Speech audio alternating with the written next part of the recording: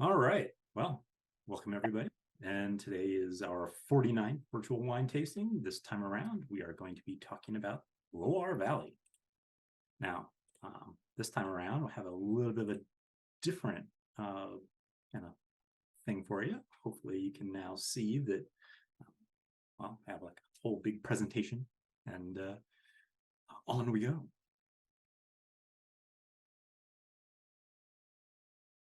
Come on. So what we have here is, well, now we're talking about the Loire Valley, which is in the kind of like northernmost regions of France, compared to like, you also have like Champagne and Alsace in terms of that kind of northern area. And it's all connected by the longest river in France, which is the Loire River. And it actually stretches all the way down south, almost near Rhone, and it's about 600 miles, but about half of that, 300 miles, and you can kind of see from the little red line there, is actually where the kind of Loire Valley for the or what's known as the Loire Valley for that kind of furrow that gets cut by the river. So now we actually look at Loire Valley a little bit more magnified. Now, what's kind of interesting about this is that it's a bit of an aberration, as the areas that are just north and also just south of this valley can't grow wine grapes, mostly due to the temperature buffing that the river provides. What that means is that everywhere else you'll get a lot more swings in temperature, which means that places, especially for grapes, they don't want to go back under 50 degrees, especially into freezing, because it'll almost kill the vines. So you actually want a little bit of stabilization once you get to that point where like spring happens and you're going from winter into spring. So let's look at our first wine, which again is going to be our Sancerre. Now, where this is from is way over on the far east side of the Loire Valley. And that whole area there specializes in Sauvignon Blanc. Now, what's the difference? Because there's usually two out of this area that are kind of like the big name known ones, and that's Sancerre and Puy-Fumi. And well, what's the difference between the two? Well, which side of that river, that Loire River, it's being grown on. So if it's on the west side, that's Sancerre. So that kind of like greenish area, there's your Sancerre area. To the right or to the east, that's Puy-Fumi. Now,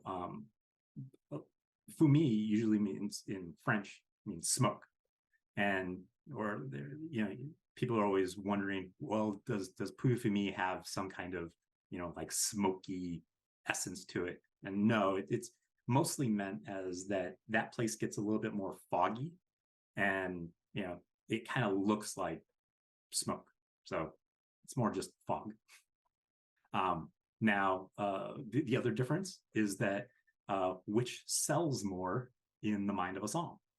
And Sancerre is a fairly well-known wine name. So that's why, when people see it on a menu, they'll usually pick it compared to, say, like a Puy-Fumi, because it doesn't really kind of, trigger that same, like nice and crisp, like say like a Pinot Grigio.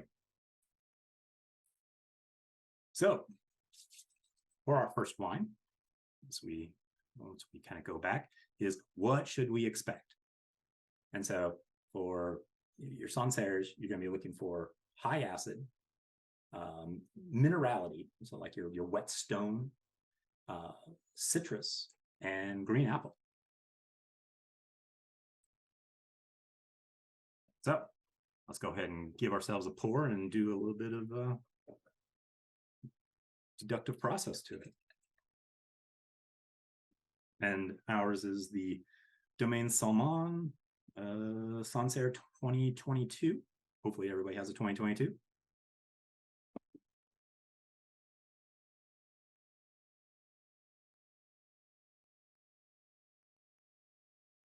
So I'll give it a bit of a look. And I'd say this is a pale lemon.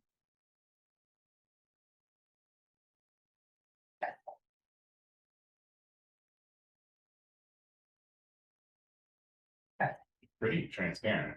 I get a lot of minerals. Like it smells like a rock. And Not like rock because I smell it. So because of it being a much more kind of cool area, we'll probably start to really notice a theme going through the Loire Valley. Is that because they're not getting like almost overly ripe, a lot of that acidity stays in the grapes, and there's a lot of kind of theory on that high acid with kind of lower flavor is what translates into well, like a mineral taste. So as we're smelling,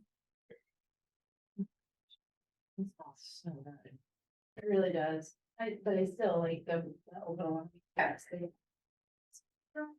like gravel. But when you're hiking through France. Yes. It is like when you're hiking through France. It's uphill the entire time. So It is uphill the entire time. so long. I mean, I'm definitely getting much more kind of like an orange. So not so much on the lemon or lime, and it almost smells not so much green apple as almost kind of like yellow. Yeah. Agree. But there's definitely that wet stone, but there's almost a floral note in there. Does anyone detect like some kind of white flower, like a honeysuckle? Orange blossom. Yeah, orange blossom actually kind of hits it a lot more. All right, well, let's give it a taste. Cheers.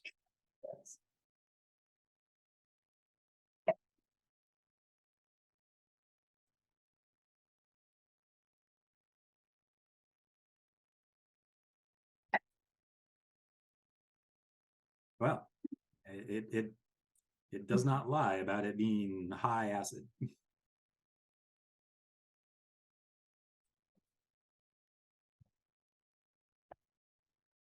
Which is why a lot of these most of the wines from the Loire Valley are really good with like really just like rich, creamy things. So, which is the reason why any type of like soft cheese like brie, but also like your oysters and shellfish. Should be a nice display. There should be, but it's on no display. Oh, no. No, there's no knife features. Oh, okay. I didn't look at her. Is there much a difference? I mean, I'm still getting much more of that kind of like orange, almost like orange zest. Yeah, it's not. It's not like this sour citrus. Yeah, it doesn't have quite the like bite or bitterness of say like a lemon or a grapefruit.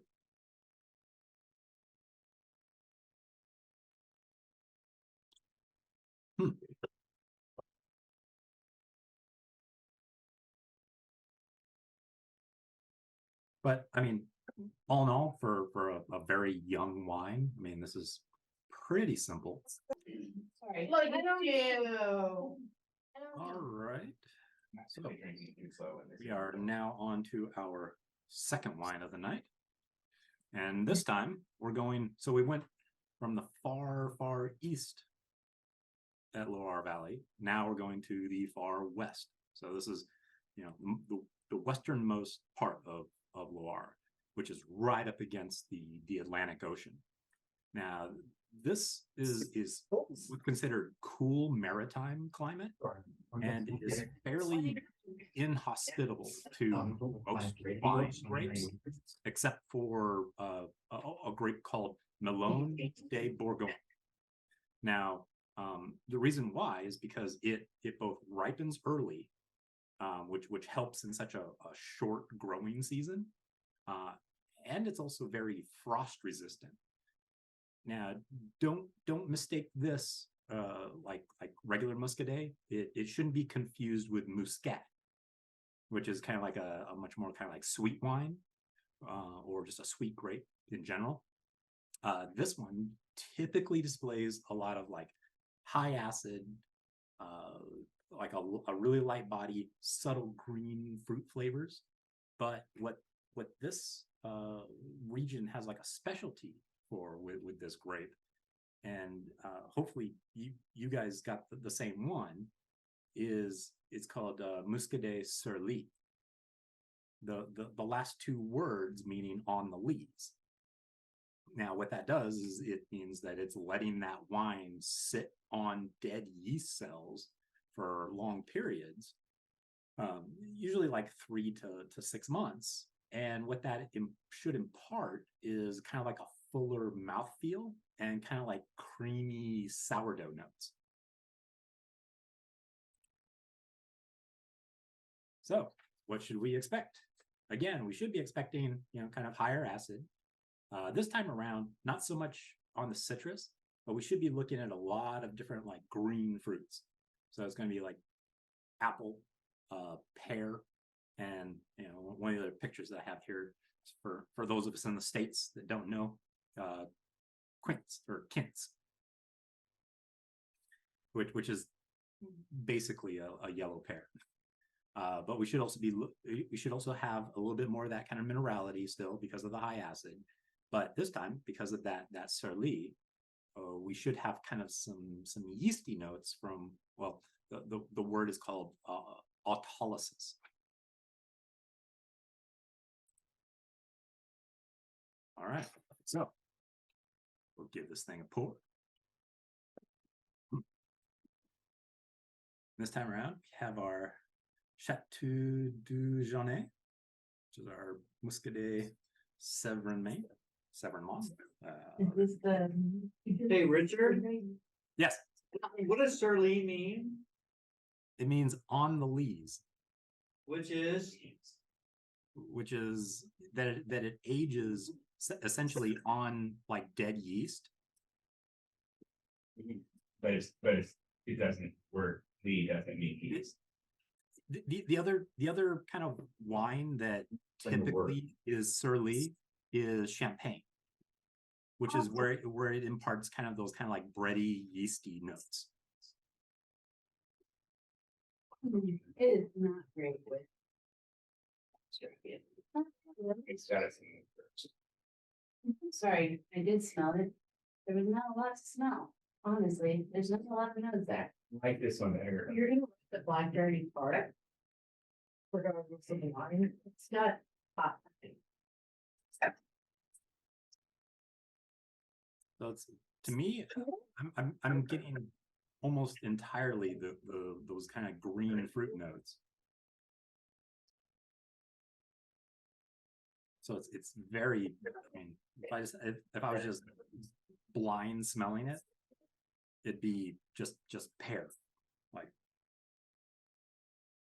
Yeah. Right. Like it just smells like a Bartlett pear. But there is like an underlying, I wouldn't quite call it like, like full blown like sourdough. But there's both, there's a bit of like a toasty element, but also still kind of that floral element to it.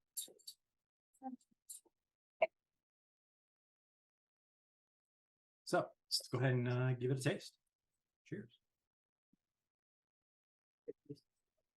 Oh, it'd also be considered a pale lemon. Sorry, if we were doing the site. Yeah, and I get a little more than that. But the It was not, beer, it was not. well, the clear is not. Or Oh.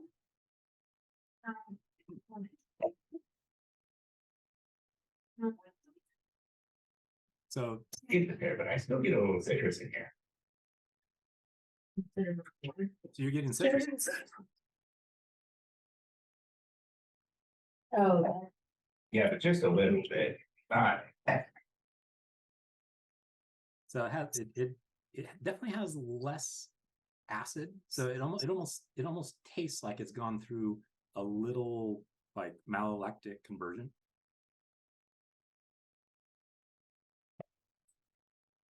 But it almost it almost kind of smells the more that I'm letting it warm up in the glass, it almost starts to smell like candied apple. with the, sure.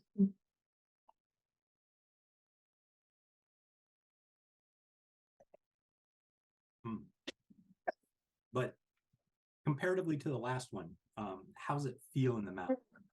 Does it actually have like a bit more of like a chew to it?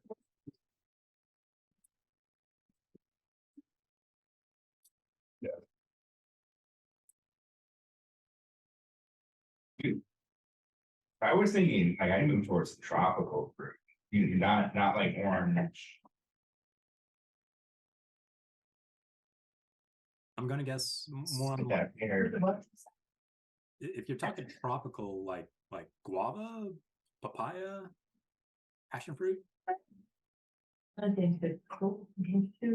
Right, I think kind of towards, yeah, haven't eaten a lot of I think that's. I think it's got like a biting pineapple, but it doesn't have a taste. but not the sour, not the, Right. It But doesn't it's- it doesn't have the acid for pineapple. Like I said, I would put this at maybe a medium plus medium acid. Like it's not like hitting my my salivatory glands like immediately. So I was the salmon of the regular salmon is okay. Very green.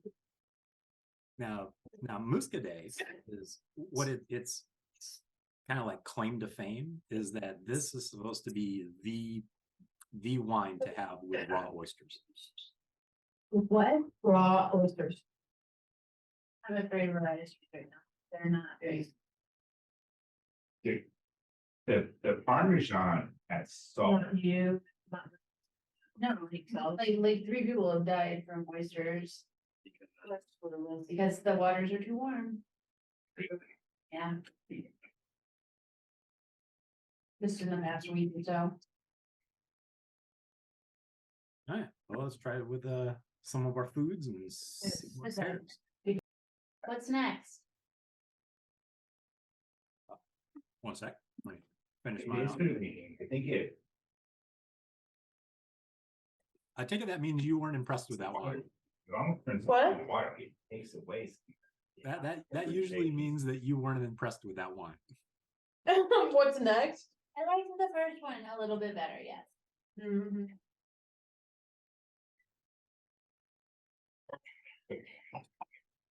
Oh. Cooking wine wasn't good, which also I didn't use to cook.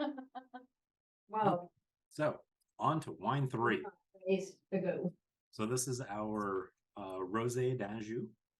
So as you can kind of see from this screen is that the Anjou Saumur region is demarcated from the Nantes colder area. So last time, again, we were up against the Atlantic Ocean, very cold, very wet. And, you can kind of see from that little squiggly line there, that's the Mauges Hills. And what that does is it creates a term that I've said often in these sessions. It's called a rain shadow, meaning that all that cold and wet essentially stays on the ocean side, leaving areas further to the east here much more warm and dry. And because of that warm and dry, you start seeing reds being grown here along with some of your heavier whites. Now, in this area, they're really known for their rosés. So in there's like 3 different rosés with slight differences in their names, but are very different in like what they are, how they taste. So it really kind of behooves you to kind of know what those differences are. So the third one there is the one that we have. So the first one is Rosé de Loire. Now it's also made in like Touraine as well, but it is always dry, must have a minimum of 30% Cabernet Sauvignon and or Cab Franc in the mix. So that's kind of its requirement. So it's much more of a you'll see it as like kind of like a heavier rosé, something that is a little bit more red than pink. Your second is called Cabernet d'Anjou, which, well, according to as per the name, can only be made in Anjou, and it actually has kind of like really high standards for its quality. It's medium sweet in its style. So if you have a bit more of a sweet tooth, that will be it. And it is solely made from Cab Franc and Cabernet Sauvignon grapes.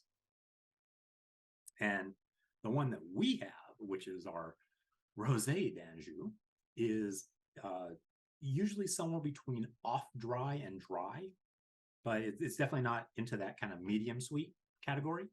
And what's kind of mostly in it, if not all, should be a kind of a high yielding local grape called Gruyere. And it's something that you don't see anywhere else. It was actually on my WSET exam, because it's kind of like the most grown red grape in Loire Valley. You would think that it's Cab Franc. No, it's Gruyere. But actually, according to ours, so our Rosé d'Anjou is 50% Gruyere and 50% Gamay, which is kind of interesting. But Loire does grow quite a bit of Gamay along with some Pinot Noir. But other than Bougrier, they are kind of also known for their Gamay. So I'm kind of interested to see how this thing tastes. So one of the other things that I kind of noticed as I was looking at the top sleeves of these when I was taking them off was that our Muscadet and our Loire Valley, or our Rosé, You didn't say that great. are both That by the guy same said negociant. That negociant being was it Famille Bougrier. And what a negociant is someone who goes around and buys grapes from a whole bunch of other growers and then essentially makes wine from it, which is the reason why you'll see for our Muscadet it was the Chateau de Jaunay, while this one just kind of shows pure Loire, but you don't see that Famille Bougrier anywhere on here, other than like on the small label in the back.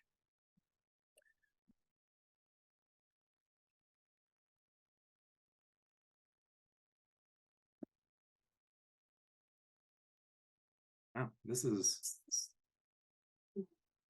very pink. So this is a pale pink. We were thinking like a little salmon, and there's almost orange in there. Like actual like orange, because I mean salmon would denote that there's like an orange tinge, like it's been aging. Yeah. I think it's pretty deep.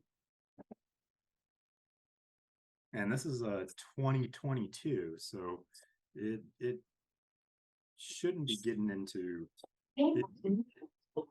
it is I would say that definitely very. it should stick in that pink category. It's just a matter of in terms of like intensity, whether it's pale, medium, or deep. And there might be a discussion as to whether it's like pale or medium.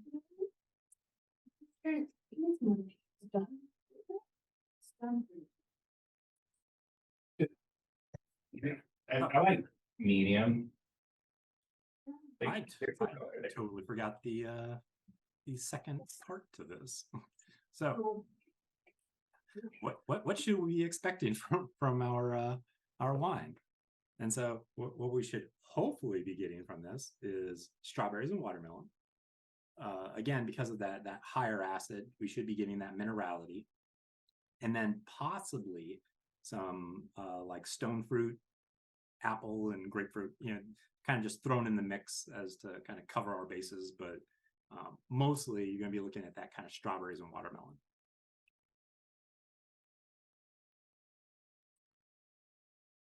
All right, so now let's get to our smell of this thing and see what we detect on it.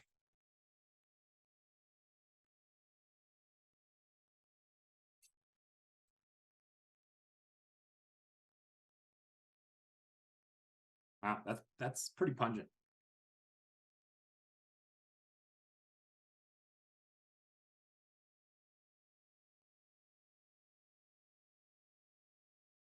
And I'm not sure if I would catch like watermelon, other than maybe like almost like the fake watermelon. Like a Jolly Rancher fake watermelon? Yeah. I'm on fire tonight. You can edit that out. See him in the 90s. Oh. Is anyone getting any kind of peach? I was definitely on board with the stone fruit. I was like, there's like a peach or an apricot or something in there. Yeah, I could smell some peach.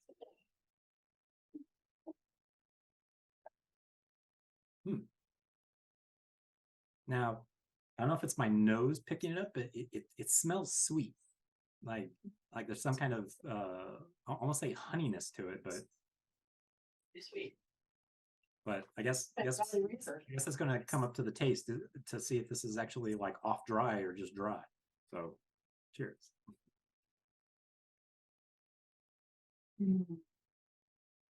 Pretty good. It's really nice. Oh yeah, Very that's- sweet. that is an off dry. It's got just enough residual sugar that is interesting.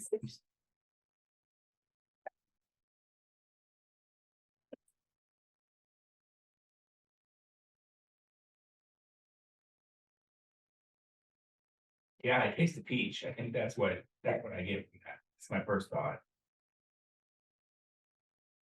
Oh, and the peach apricot. Yeah, there's quite a bit more stone fruit than I was expecting this. But I mean, first and foremost is that strawberry. I mean, this is strawberry juice. I like it with peach. But you know what it.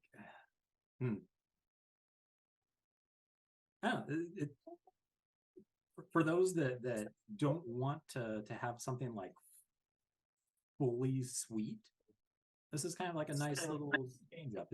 It's much like some German Rieslings in that kind of off dry, just kind of just enough sugar to make you, I don't know, smile, but not enough for it to like really be, against those that are like. It makes it much sweet. So did the like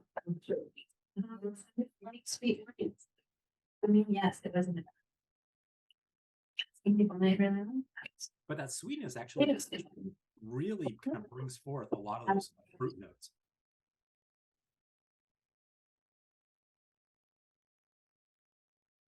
So, yeah. How's everyone else's opinion of this so far? I like it a lot. I like it.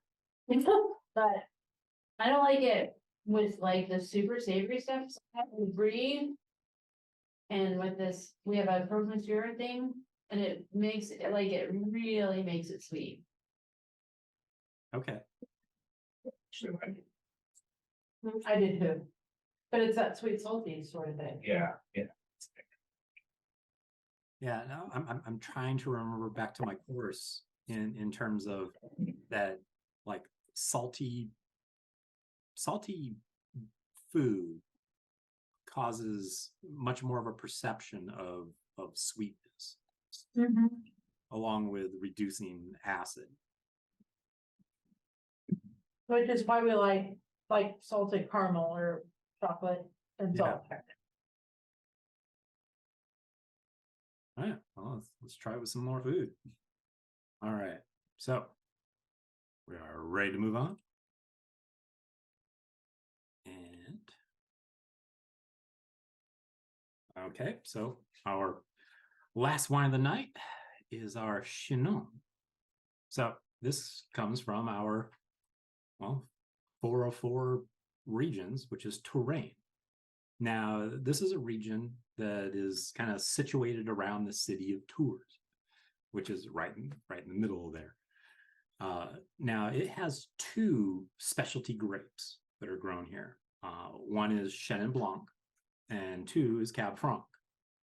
Now, within Touraine, there's two choices for Cab Franc, which is Chinon, which is down here on the kind of southern side, off of kind of like a tributary called the Vienne River.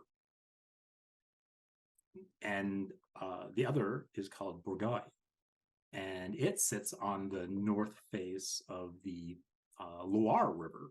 So it's that kind of northern little circle there. And Bourgogne is more known for making kind of like well-structured and tannic cabs, while Chinon is a little bit cooler and kind of lends to a somewhat lighter and slightly more herbaceous Cab Franc. Now, the thing is, though, is that while the Bourgogne Cab Franc might be that kind of a little bit grippier, good luck trying to find it outside of like going to France or finding someone to import it for you. And what should we be expecting from this?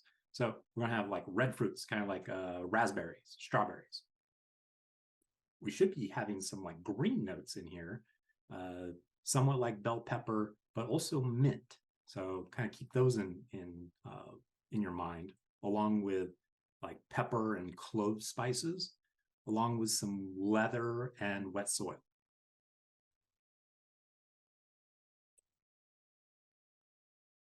So let's go ahead and get our Le Pré Vaujour.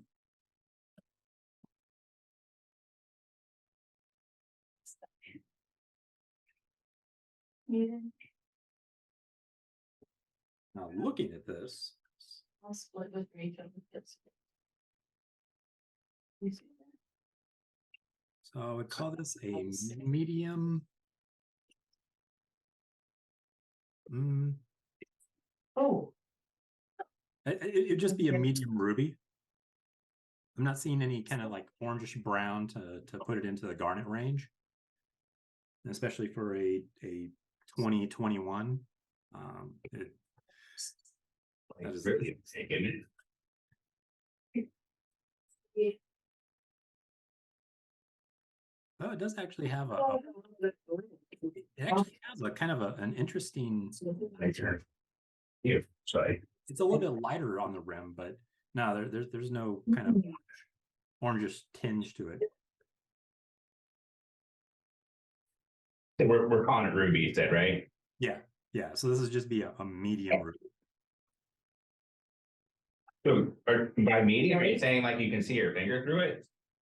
So yeah, so you can see us like if you at that 45-degree angle, if you kind of hold your finger underneath, you can see a silhouette. Yeah, but Just here, it feels like ours is pretty dark. Yeah. It is so dark. Here. And you have the 2021 as well? Nope, we're 2019. Okay. So that also might be why yours might be looking a little different. So that's a total wine thing that we have to be aware of. They'll just switch it. Like that's a real thing, even if you. It's So I'll be very curious to see how yours should probably actually be a little bit more, you know, less red fruit, a lot more of like the It's there's not a lot of red, I mean, there's red fruit, but it's very earthy, it's very leathery. It punches you in the face. Yeah, after all those whites, yeah, or, you know, the two whites in the red light. Oh, after the lighter one. feel like a little. It's, feel like I get that. A little bit, yeah, but like. Yeah. It is. well, even mine at a 2021, like I get a little bit of like strawberry, raspberry. It's actually kind of like sort of darker, almost like a dark cherry. Yeah. But yeah, then it goes but it doesn't take main stage. It's like right there beside, you know, like black pepper and that kind of like wet It is dirt. so earthy, wetter. It's like I'm laying down in a forest on moss. And we don't mean in mass, we mean. But I'm trying to detect if I'm actually getting any kind of that like that green herbaceousness to it. No, I get I feel like your mossy, earthy, the green comes through, and I think that's a parallel. Okay, but it's not like a pungent, because I mean there is some kind of, I don't know, like early harvested Cab Franc where it has like a clear, distinct, you know, green note. Think like New Zealand Sauv Blanc, where it's got that kind of like green bell pepper note to it. That no, this doesn't have that, but it does have. It's a mossy mushroom. Yeah, I would put it more in that kind of mossy. Oh, what is that? And I'm thinking white pepper. That's that one right there. Okay. Said white pepper. Yeah, for some reason that's what I'm thinking. Oh, it's I almost say it smells piney, but it smells like moss hanging off of like a pine tree. Yes, it smells like moss. Like what was it called? Like old man's beard? Yeah, saddlewood, never. It's there. All right, well, let's give this thing a taste. So, cheers.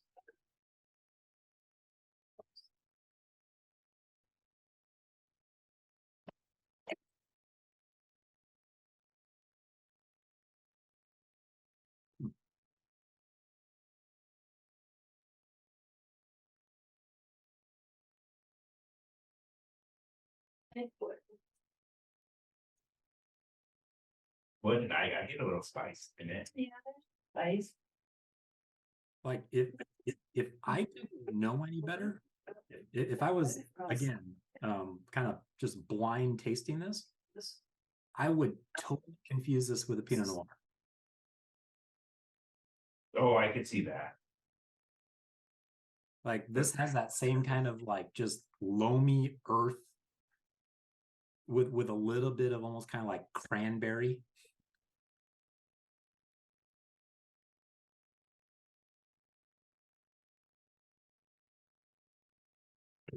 Warmth May has such a stringent quality to it. Just like the way it feels in my mouth, like literally the feel that I would not mistake this for a Pinot Noir because I don't particularly like them. I think this is more tanniny, so I think the Cab Franc comes through in that. Yeah. And I think kind of the heaviness of the wine that would come through as a cup, that's there. Yeah, that would be a really good approximation of this. A more tannic Pinot Noir. Does anybody else get seated? that earthy woody. But like cedar in, like I had a cedar closet in my house. And like I just went into the cedar. Yeah, this is I mean, yeah, if there was anything that could quintessentially be called like forest floor, this is it. It's spruce, we have back, I think, we can in there. What's Branches and drink this. And and they're like that box of stuff where you like compare like this is what spruce tastes like or whatever. Yes, it's the name, what's the name? What's that big box? They had it in the winery we toured The in name, Maryland. I think it's called the name. Hey, mom, is that right? The Le Nez de Vent. Yeah. Yeah, we can make one of those. The We can nose just of take wine. three out back. I don't think that they've got, I mean, if you want to know like, you know, spruce or whatnot, you know, just open up your you know, nearest Beefeater gin. Yeah, there you go. Yeah. This wine would pair good with gin, and we don't pair wines with drinks enough. It's always food.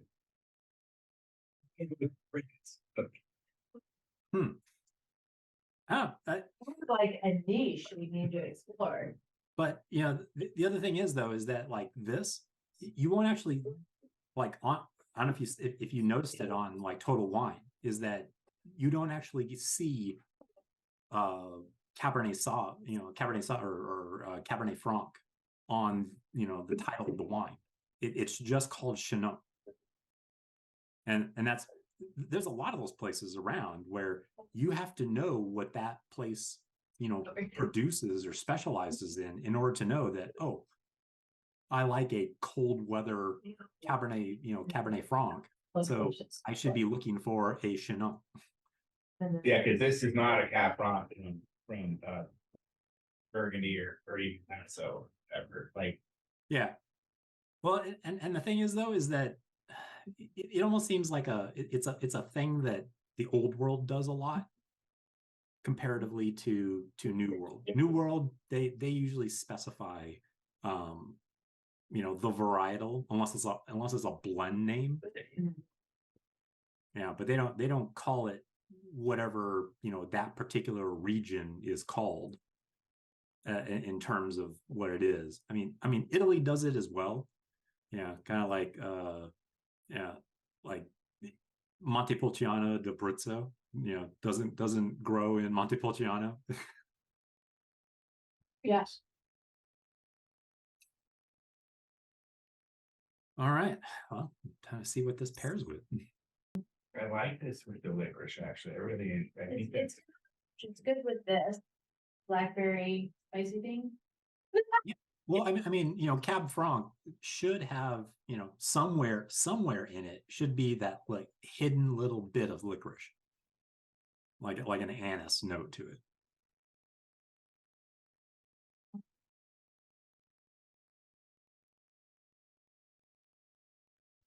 But overall, what did you guys think of this format comparatively to before, where it was mostly lecture with like a couple of pictures? Yeah, did you kind of get a little bit more? I did enjoy this one a good deal. Okay. I did. it helps a lot when you say things to have like a picture. You know, you want to dumb things down, right? If you're saying complicated things. I do feel like I would like to have the what we should after we smelled it, Okay. because I like the guessing game and I'm highly susceptible to Suggestion. suggestion. Okay. And okay, so now I know how to format that for the ones going forward. But I do like that. I like that. Okay, so this is I would like it to be, what do you smell? And then this is what you should smell. Yeah. Okay. Format might be like you show the Sedation, not suggestion. That's where I'm at. It's true, like when we were like, you mean like Jolly Rancher watermelon? I was like, that's what I said, yes. So like maybe for the YouTube format, if you showed on YouTube the PowerPoint of the region, the PowerPoint of the thing, and then the conversation is we agree with that or we don't. That could, kind of limit the. Yeah. So that, you don't draw. us off.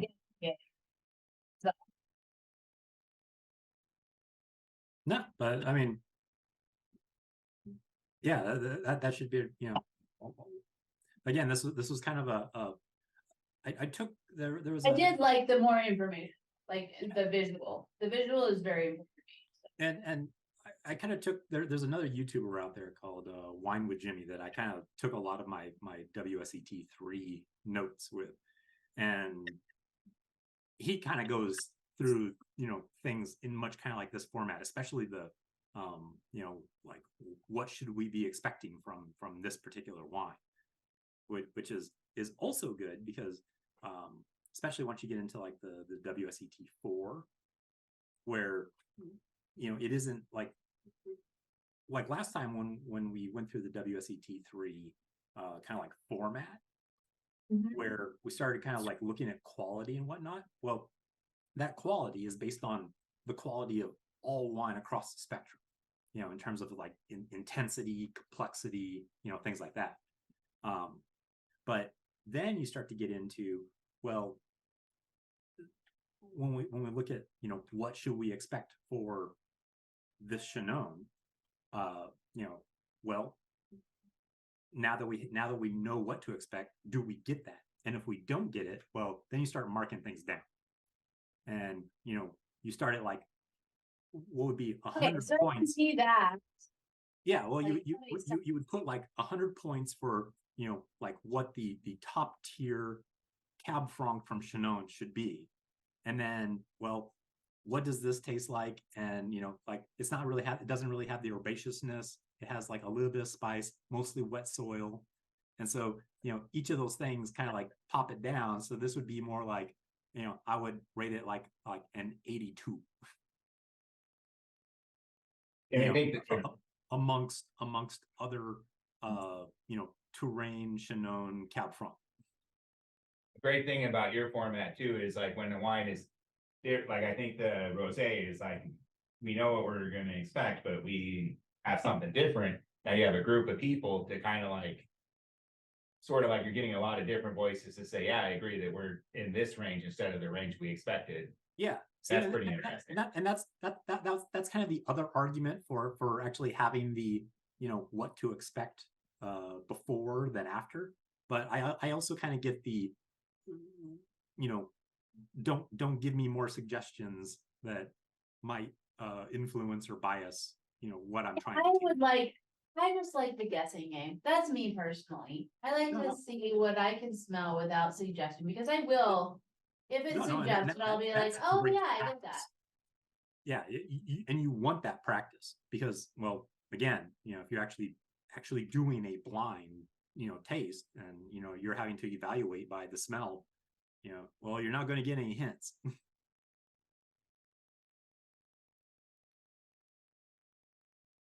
I agree with you. So yeah, I think you could combine that in. I kind of like that format of essentially like checking our homework afterwards. Yes. Yeah, that's exactly what it is. Your YouTube format though, like when you edit out the video, could kind of be structured towards this is the grade, this is what we expect, and then the conversation goes into like how it's different. Does that make sense? So if we were to I might be able to do something like that because I'm gonna cut out all the eating portion, but maybe I'll put in like a little voiceover bit in there to say, hey, this is Uber Sam from the future saying this is what we should be expecting. Are we going that to could be smart? Yeah. I like that. That would be fun.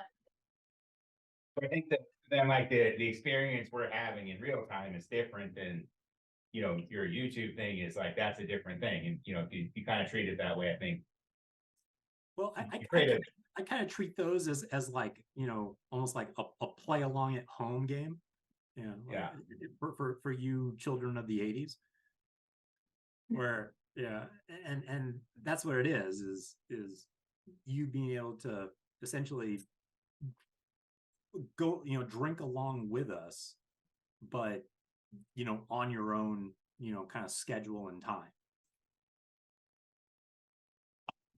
But, still kind of, still kind of have that same, I don't want to say interaction, but, kind of being able to taste it with us, to be like, hey, yeah, I'm tasting those things as well. There, our lighting went back to normal. What? I don't know. I was just looking at our video. We were very lit a few minutes ago. Oh, you're Yeah, it will kind of flicker in and out. But Yeah. On that note, let's go ahead and stop the recording. So see you guys.